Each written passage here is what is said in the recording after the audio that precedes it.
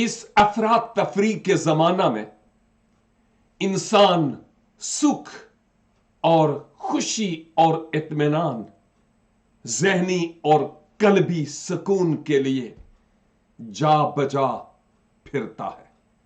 दुआ के लिए भी जो खुदा को जानते हैं दरखास्त करते हैं, और यह लाजिम भी है।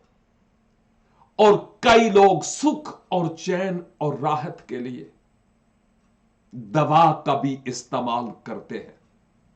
कभी अकेलापन, कभी हालात, कभी बीमारी इंसान को खा जाते हैं।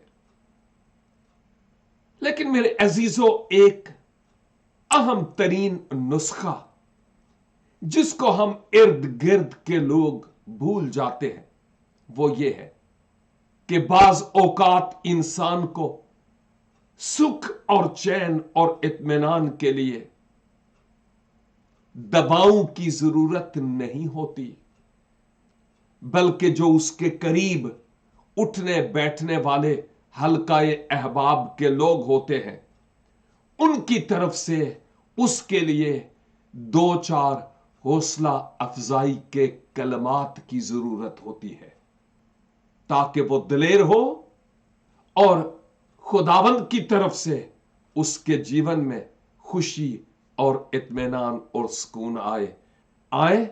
हम दूसरों के सुख और चैन के लिए हौसला अफजाई का सबब बने, और वो अल्फाज जिनसे किसी को सुख मिल सकता है, जबान से अदा करने की हर मुमकिन तरीका से कोशिश करें। God bless you and have a great time.